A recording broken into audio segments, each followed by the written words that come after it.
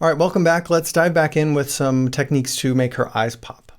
So first thing we want to do for her eyes is she has really nice catch lights. And in case you're not familiar, the term catch light refers to the reflection of the light source of the photo in someone's eyes.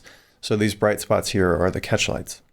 So she has nice catch lights, but the part of her iris that we see doesn't have a ton of texture or anything going on. So we can add some nice kind of dimensionality in here and really make these catch lights pop a little bit. So the first thing I want to do is create a new layer, Shift, Command, or Control N, and we'll call this layer Eyes 1. And then with our brush, B on the keyboard, we want to zoom in here really close on this eye and choose a brush that's pretty small, maybe something around 2 or 3 pixels.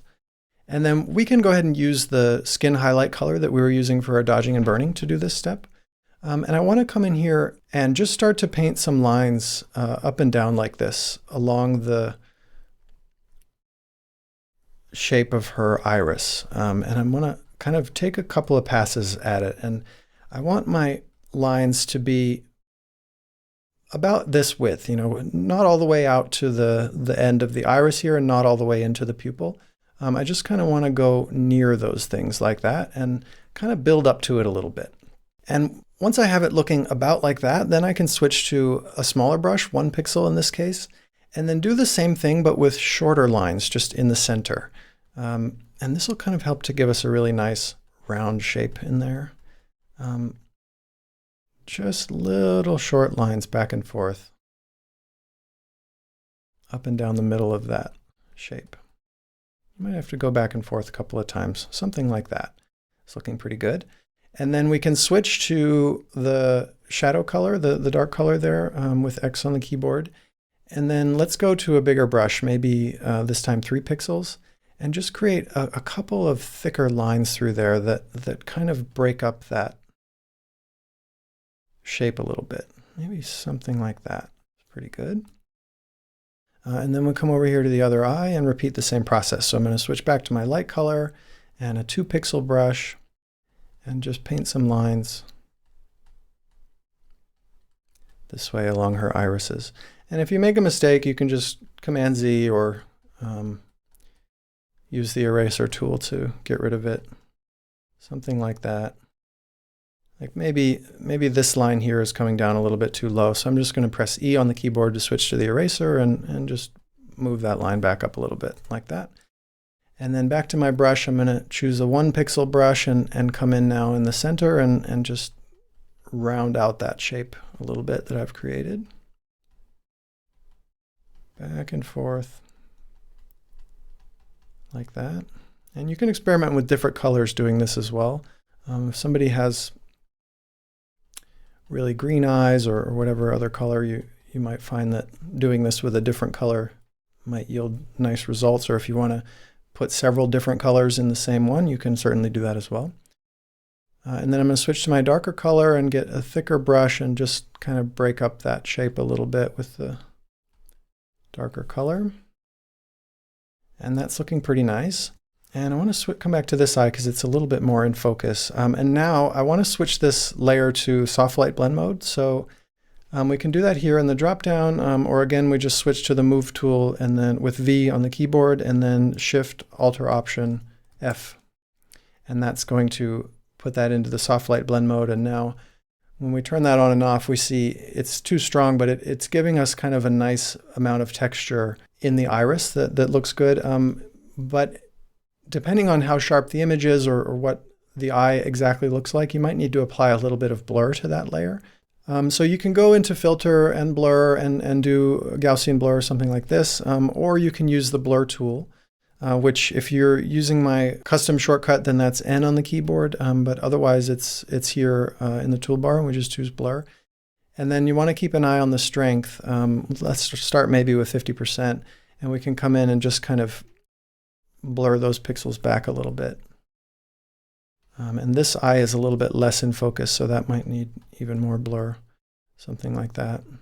And then once the kind of sharpness, if you will, is matching, now we can drop the opacity back of that layer. So I'm going to switch back to the Move tool, V on the keyboard, and then maybe, I don't know, something around 60% opacity will look pretty good. Let's check the other one.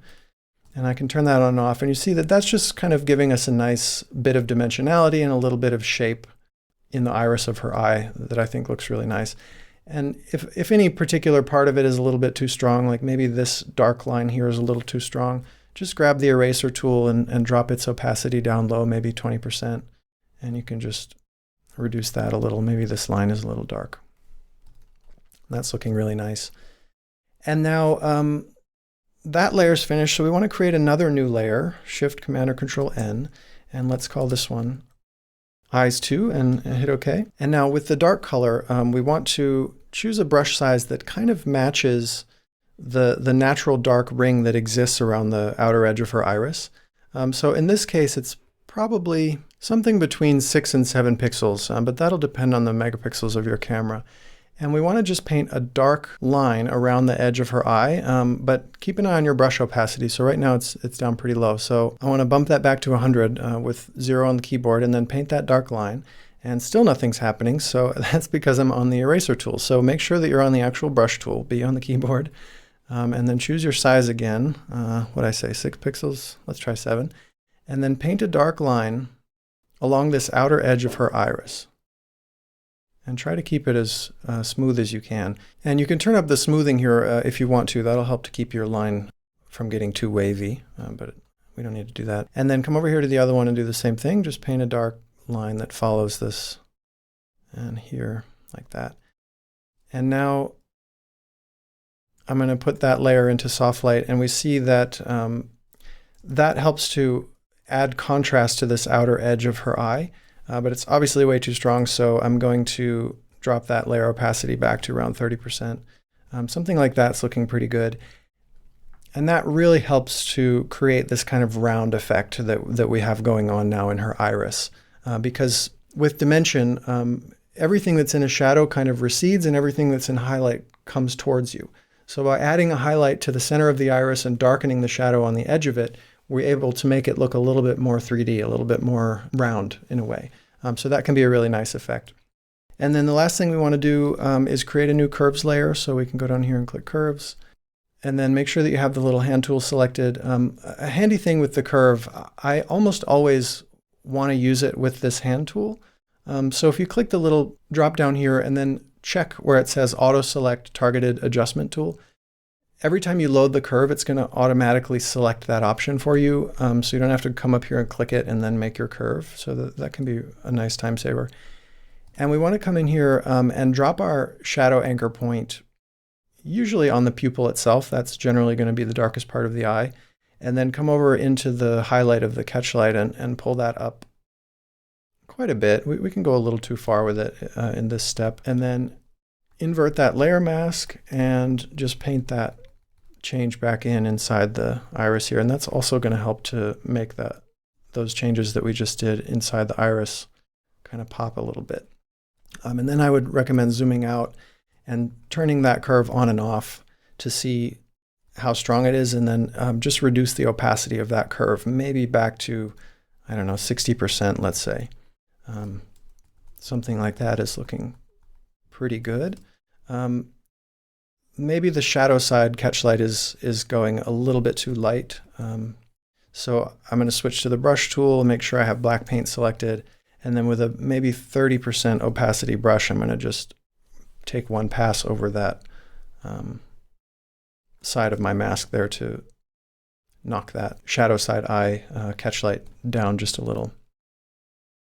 And then with these 3 layers, you can rename this curve if you want to, but I'm just going to select them all and then Command or Control G and put them in a group called Eyes. And now we can turn that whole group on and off and see the before and after. And it's not crazy over the top. You know, we haven't given her like these electric eyes, you know, as if she was in a studio or something. But it does give them a nice kind of feeling of depth and dimensionality, and we've made those catchlights pop in a nice way. And that, I think, really brings a lot of life to the portrait. You know, the eyes are where your viewer goes first. So you want to make sure that there's as much going on in the eyes as you want. And sometimes just adding a little bit of pop to the irises and to the catch lights can really bring a lot of life to a portrait. And I have some other techniques to bring some life to eyes that we'll cover with some of the other images. But let's take a break for now, and when we come back, we will address the mouth. So we'll look at the teeth and the lips and add any corrections or enhancements that might be needed there.